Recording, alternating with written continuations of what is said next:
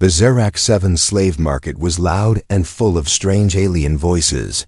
Creatures from every corner of the galaxy gathered here, wearing bright robes and heavy armor, each looking for something rare, something valuable under the tall glass dome. The stage was glowing blue, and the next lot was being dragged forward. Varaya sat alone in the highest viewing box, watching from above like a queen. She was tall, silver-skinned, with glowing purple eyes, a noble of the Zalari Empire, rich and powerful, feared by many. She had no interest in weak or common slaves. She was looking for something different. The announcer's voice echoed through the hall. Lot 97 species, human, male, captured from Sector 12 Earth Colony. Gasps and laughter rose from the crowd. Humans were not common here, and those who had seen them said they were wild, primitive, and stubborn, not easy to break. 2 guards pulled the prisoner forward, his hands chained, face bruised but eyes sharp. He walked on his own, back straight, chin up. The crowd expected fear, but instead they saw fire. He looked directly at the alien bidders like he wasn't scared of any of them. Varaya leaned forward in her seat, her eyes narrowing. Something about him made her pause. Most slaves looked down, broken and silent, but this one, he was different. The announcer continued. Caution advised, this human is violent and disobedient. No successful obedience chip implantation. He injured 3 guards during capture. Starting bid, 5,000 credits. The hall went quiet. Even the richest bidders didn't want the trouble. One alien snorted, not worth it. He's useless. Another laughed. He'll kill you in your sleep. But Varaya was still watching him. The human turned his head slightly and met her eyes. For a second, neither of them moved. Then slowly, he smiled, not kindly, but like he was daring her, challenging her. It sent a strange chill down her spine. She raised her hand, calm and cold. 50,000 credits, she said. The crowd gasped. The announcer blinked. Going once. Going twice. Sold to Noble Varaya of House Therax.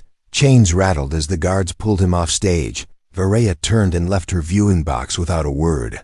Back on her ship, the human sat quietly in the holding cell. He didn't speak, didn't beg, didn't even ask why she bought him.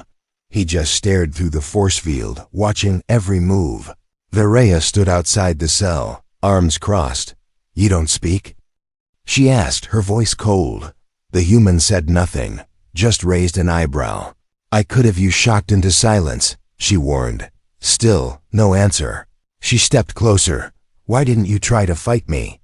Finally he spoke, voice low and calm. You paid for me, he said. That means you want something. Until I know what that is, I wait. Varaya didn't show emotion, but inside she was surprised. Most slaves cried, screamed, or begged. This one was calculating, watching, thinking. What's your name? She asked. He leaned back, resting his head on the wall. Jace? Just Jace? He nodded. That's enough. She studied him for a long time. Do not mistake your position. She said, you are mine now. Jace looked straight at her. And yet, you're the one standing outside the cage. Varaya turned and walked away, but she could feel his eyes on her back. Something was wrong, she thought. No. Something was different. Why did she buy him? She told herself it was curiosity, that it didn't mean anything. But deep inside, a quiet voice whispered, he's not like the others, and she was right.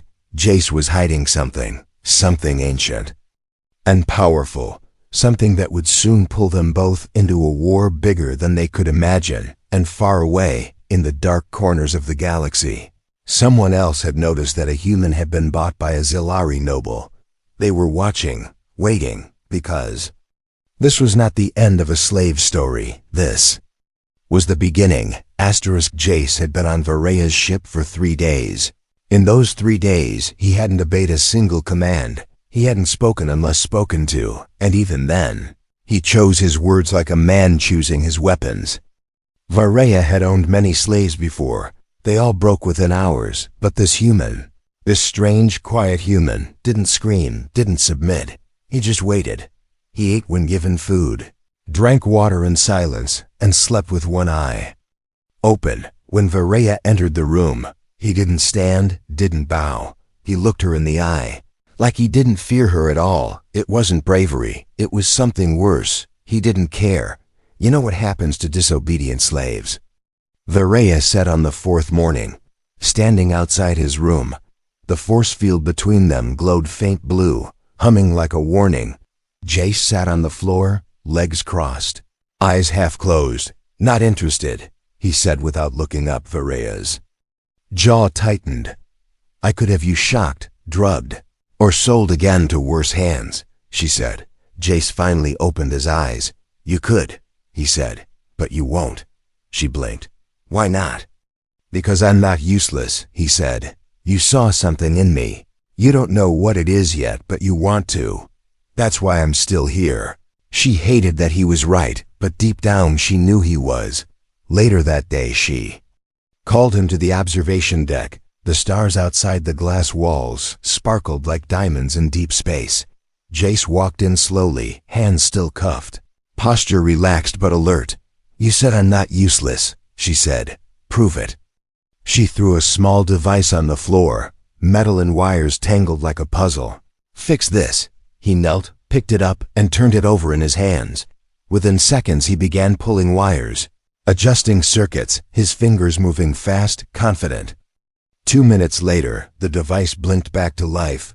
Varaya's eyes narrowed. That's military tech, she said. You've seen that before. Jace didn't answer. He stood and placed the fixed device gently back on the table. She stepped closer. You're not just a human, she said. You're trained. He gave her a small, tired smile. Everyone's trained where I'm from. She stared at him, her voice suddenly softer. Where are you from? He turned away and looked out at the stars. A place that doesn't exist anymore, he said quietly, then added, because of people like you. That night, Varaya couldn't sleep. She replayed his words in her mind, over and over. He was more than a prisoner, more than a fighter. There was pain in him, but also purpose. She accessed the ship logs, scanned through recent auctions, black market data, hidden reports. One name came up, hidden in deep records. Jace Telleran, ex-captain. Human resistance, wanted by multiple systems, rumored to be involved in an event called the Silent Flame. She leaned back in her chair, eyes wide. He wasn't just some slave. He was a ghost from a war no one would remember. And she had just bought him. The next morning, alarms blared through the ship. Varaya rushed to the control room. A small shuttle had attached itself to her docking bay. Unauthorized, someone was boarding. Jay stood calmly in his room as the force field dropped. She ran to him, eyes sharp. Did you call them? She asked. He raised his eyebrows. Who? Her guards were ready, weapons drawn, but Jay stepped forward and said, They're not here for you. What do you mean? He turned to her slowly. They're here to kill me. Before she could ask more, an explosion rocked the lower deck. The lights flickered, sirens screamed, and fire rained from the corridor ceiling. Jace looked at her, calm but serious. If I stay here, your ship burns. If I help you, you might survive. Varaya stared at him, confused. You're my slave, she said. Why would you help me? He smiled, cold and sharp. Because I don't like dying, and because I think you're starting to like me. And just like that, the defiant human stepped into the fire, ready to fight for the very woman who chained him. But deep inside both of them, something had already started to change. Trust was forming not out of kindness, but out of survival, and in the dark corner of space, someone else was watching the scene, recording it, tracking it, waiting for the moment when the human and the alien would become more than enemies, because that moment would change the fate of the galaxy. Jace was bleeding when he walked back into his room. Smoke clung to his clothes, and a burn stretched across his side. But his eyes were calm, even colder than before. He had just fought off 3 assassins, killed one with his bare hands, saved Varaya's ship from being torn apart. And yet, when the guards aimed their rifles at him, he raised his hands and said nothing. Viraya stopped them with a single word. Enough, she looked at him. This strange human, dangerous and silent. And for the first time, she felt something heavy in her chest. Not fear, not anger, but a need to understand later, in the med bay. She treated his wound herself. He sat still while she cleaned the burn. You didn't have to save me, she said quietly. Jace didn't answer. She paused, then asked, why were they after you? He glanced at her, eyes guarded. I know something I'm not supposed to. About what? Jace looked away. The war, he said. The real reason it ended that night. Viraya sat alone in her private chamber. She couldn't sleep. She kept remembering something. A symbol she had seen burned into Jace's skin, just below. His shoulder blade, hidden by the edge of his torn shirt. It wasn't just a scar. It was old, tribal-looking, but with patterns that moved almost alive. She scanned it through her database, and what she found made her blood run cold. That mark was part of an ancient prophecy, something banned from Zalari records for centuries. A tale called the Ember of Truth. The prophecy spoke of a human, born in fire, carrying a mark that no machine could copy. He would be a weapon, a rebel, a savior, or a destroyer. It said, when the stars grow silent and the fire returns, the marked one will wake the flame beneath worlds. Viraya sat back, heart pounding. It couldn't be true. Prophecies were stories, not facts, and yet Jace was here, marked, hunted, and unbroken. The next morning, she called him to the observation deck again. He walked in, slower than usual, clearly still in pain. She didn't ask how he felt. Instead, she turned and activated the holoscreen. The prophecy hovered in the air between them, glowing red and gold. Is this you? She asked, voice quiet, serious. Jace looked at the words, his jaw tightening. I don't believe in destiny, he said. That's not an answer. He stepped closer to the screen. My people believed in fighting, not waiting. But yes, he said slowly. That mark is real. I was born with it. Viraya swallowed hard. Why didn't you tell me? Because everyone who finds out, he said, tries to use me or kill me. Sometimes both. Silence filled the room. Viraya stepped closer to him. You think I'm like them? Jace didn't move. I don't know what you are, he said. You bought me in a market. And now you look at me like I'm something else. She looked into his eyes. I don't know what I saw in you, she said, but I've never seen it in anyone else. Not fear, not lies, just fire. For a moment, Jace seemed unsure, and that was rare. But their moment broke when the ship's lights flickered. A message appeared on the main console. Incoming transmission blocked origin. Viraya opened it. A single voice spoke in a whisper, distorted and metallic. You found the marked one. Return him, or your entire house will burn. The screen turned to static, then went black. Viraya's hands shook slightly. Jace stepped forward. Who was that? She stared at the screen. A voice from the shadows, she said. They've been hiding since the last war. But now that you're awake, they're coming back. Jace nodded slowly. I told you, he said. I'm not just a man, I'm a fuse. She looked at him. And I just lit you. Far across the galaxy, in a dark command center hidden beneath a dead moon. Masked figures watched the transmission. One of them whispered, the prophecy has started. Another replied, kill the Zalari noble before she bonds with him. She cannot be allowed to care.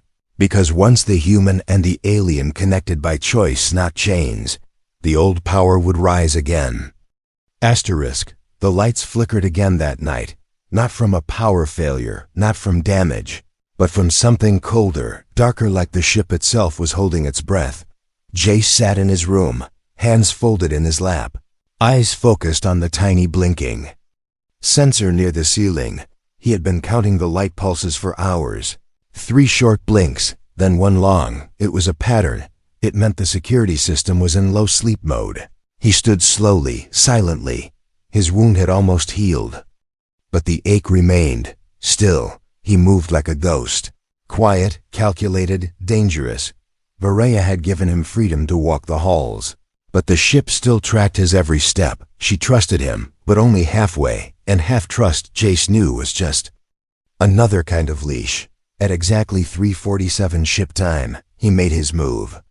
He bypassed the door lock using a sharpened spoon and a fiber wire from his own clothes.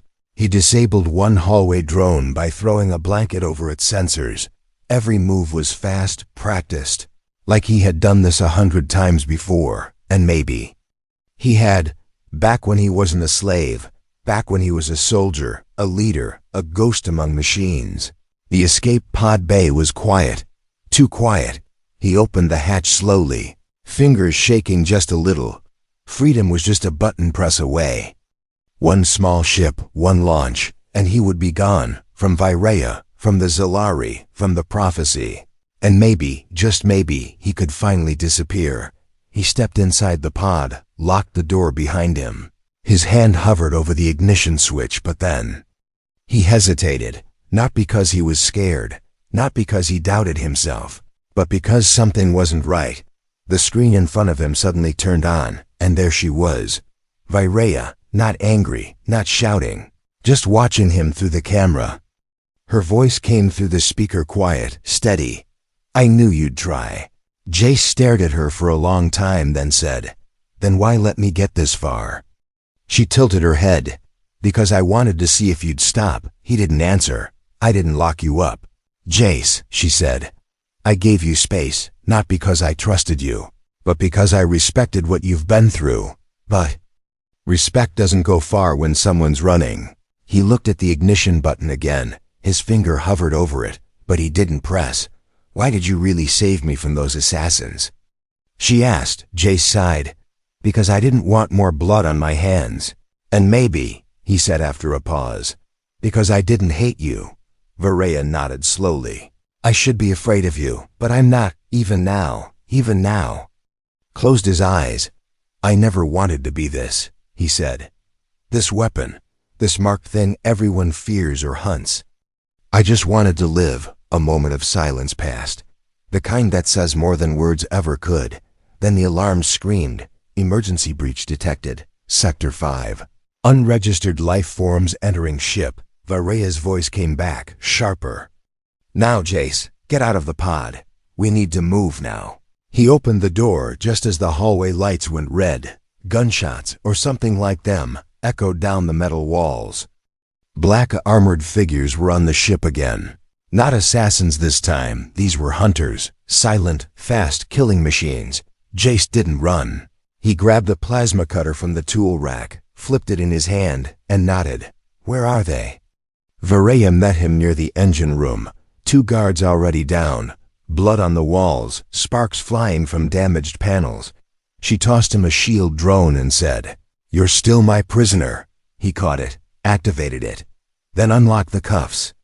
He said with a grin, "If I'm going to die for you, I'd rather do it with both hands." She didn't smile, but her eyes softened just enough, and then she unlocked the cuffs together. They moved through the smoke and shadows, not as master and slave, but as something else. Something not yet defined. Fighting back to back, breathing in sync, they reached the bridge just as the final wave of attackers swarmed in. Jace took down 3 with precise strikes. Virea blasted another with her pulse blade. They stood over. The last enemy, helmet cracked, whispering something in a language neither could understand. But the message was clear. They weren't here to kill her. They were still here. For him, after the battle, the ship was quiet again. Jace leaned against the wall, breathing hard. Virea stood over him, her voice low, tired. "You could have escaped." "I know," he said. "You still can." He looked up at her. "Maybe. I already did. Somewhere deep in the galaxy." Another hidden watcher saw the scene through stolen security feeds. A voice in the darkness whispered, "They're bonding." "We are too late," another voice answered. "No, they haven't fallen yet, but they will." The silence after the battle was louder than the fight itself. The halls of the ship were painted in ash and blood, but inside the medical room, there was only the quiet sound of breathing. Virea sat on the edge of a small bench, hands stained, sleeves torn. Across from her, Jace lay shirtless on the bed. A thin healing patch stretched across his chest. His eyes were closed, but he wasn't asleep. He could feel her staring at him, not with anger, not with command, but with something softer, something unfamiliar. She had bought him, but now she didn't feel like his master, and he no longer looked at her like a prisoner. "Why didn't you leave again?" she asked, voice quiet. Jace didn't open his eyes. "I told you," he said. "Maybe I already escaped," Varaya frowned. "That doesn't mean anything." "It means I'm still here," he replied. "And not because I'm chained, outside." The room, the ship's AI spoke softly. "Enemy signal lost. Pursuers have fallen back into deep space." They were safe for now. But safety was starting to feel like a line neither of them believed in anymore. Later that evening, Varaya stood on the viewing deck, staring at the stars. She didn't hear Jace come in, but she knew it was him. His presence was quieter than a shadow, but heavier than silence. He walked beside her, stood still, and looked. Out the window with her, she spoke first. "My people are going to ask questions soon. They're going to demand I turn you over." Jace nodded. "Will you?" She didn't answer right away then. "I don't know. They think you're dangerous." "I am," he said simply. She looked at him. "But not to me." He turned, met her eyes. Maybe not anymore. For the first time since they met, the space between them felt less like a wall and more like a line. A thin, fragile line waiting to be crossed. "You're not what I expected," she said. "You're not what I was trained to hate. And you," he said, stepping closer. "You're not what I was taught to fear." Varaya's heart raced.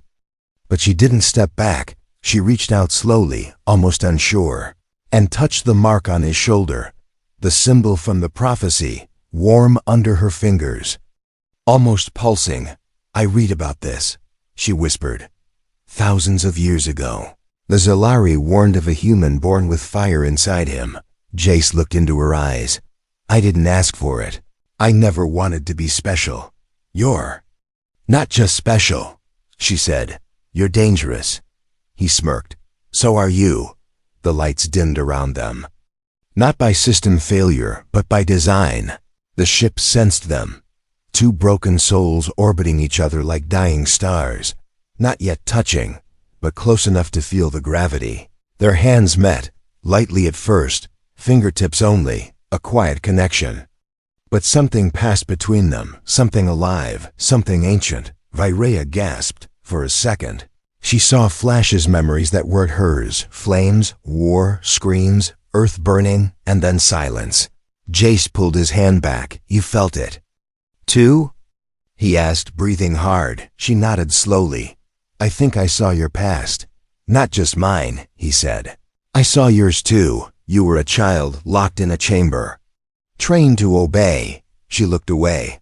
"I was," she said, voice shaking. "I was told emotions were a weakness, that love was a disease. Then we're both infected." He whispered. They didn't speak after that. They just stood there, together. Two enemies who were no longer sure what side they were on. In another world, they might have killed each other. But in this one, they were slowly saving each other. Bit by bit, in the shadows of the galaxy, hidden behind cloaked stars, the High Zalari Council watched the data stream. They had seen the touch, the bond, the moment of sharing, and they were afraid. One council member leaned forward, eyes glowing. "Red, they've started to link," another whispered. "If they fall in love, the prophecy activates. They must be separated or eliminated." But love, once sparked, does not ask permission, and what was building between Jace and Varaya was no longer weakness. It was becoming power, a power that no empire could control. Jace stood in the engine room, his hands covered in grease. He had just fixed a failing stabilizer, alone, no guards watching, no chains around his wrists. He was free, in every way that mattered.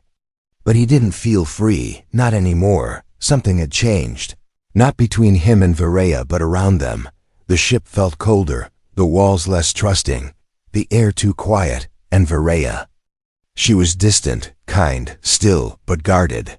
like someone hiding a secret behind a locked door. That night, Jace heard her speaking through a communication panel. He didn't mean to listen, but the words slipped out like poison through the crack in a wall.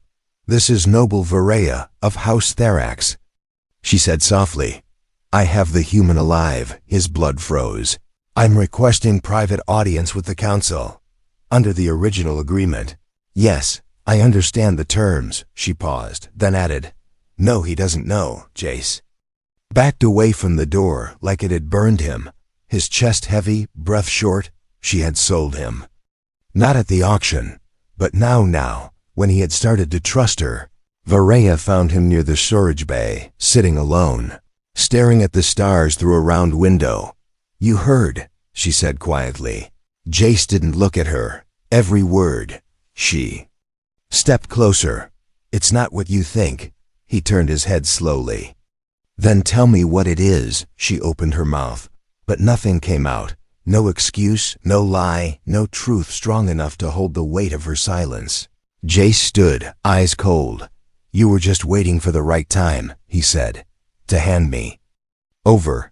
"No," she said, her voice shaking. "I was trying to protect you. By giving me to the very people who want me dead." The force between them broke, like a thread snapped by fire. Vareya reached out. "I didn't know I'd feel this way," she whispered. "I thought I could trade you and forget you. But now." Jace pulled away. "There's no now." "Vareya," he said. "There was before. There was trust. There was something real." She stepped back, as if slapped. "I didn't ask to feel this," she said. "You were supposed to be a weapon, not what?" He asked. "Not someone you care about?" Vareya didn't answer. That night, Jace was gone. No message, no goodbye. Just an empty room and a missing escape pod. Vareya sat alone in the observation deck, staring at the stars again, but this time they didn't shine. They just stared back, cold and distant. In the quiet of deep space, Jace drifted, one stolen pod. No destination, just silence. He didn't run because he hated her. He ran because he loved her. And love, he knew, was more dangerous than any enemy. Back on the ship, an ancient AI system flickered to life, a forgotten protocol buried in the core files. "Warning," it whispered. "If the marked one dies, the seal breaks. If the bond is severed, the fire returns." Vareya stared at the screen. "What fire?" she asked. The eye responded. "The one that ended worlds." And he was the only one holding it back. Panic gripped her heart. She tried to contact him. Nothing. She reached out to the stars, but they stayed silent. Then came the second message, encrypted, cold, cruel. "We have the human. If you want him alive, surrender your title, your ship, and your house." Vareya didn't blink. She didn't pause. She just stood, walked to her weapon locker, and armed herself, not as a noble, not as a master, but as a woman who had made a mistake and was ready to burn the galaxy to fix it. Far across the galaxy, in a dark metal chamber, Jace hung from magnetic cuffs, his body weak, blood trailing from his jaw. His captors whispered around him, not knowing he was awake. "Cut the mark from him." One voice said, "Without it, the prophecy dies." But Jace smiled, even broken, even betrayed. He smiled, because deep inside, the flame was still alive, and even if Vareya had failed him, he had not failed the fire, not yet. The storm had already begun. It didn't come with thunder or rain. It came in silence, black ships gathering above a dead moon. Weapons charged, targeting one man. Jace hung inside a cold chamber, blood dried across his mouth, arms stretched and bound, his body broken, but his spirit still burning. They had taken his strength, but not his mind, and definitely not his will. Far above, inside her ship, Vareya stood in full armor, silver and dark blue, a forgotten symbol glowing on her chest. It was the mark of her ancestors' warriors, not politicians. She had removed her noble rings, left her title behind. She wasn't here as Lady Vareya.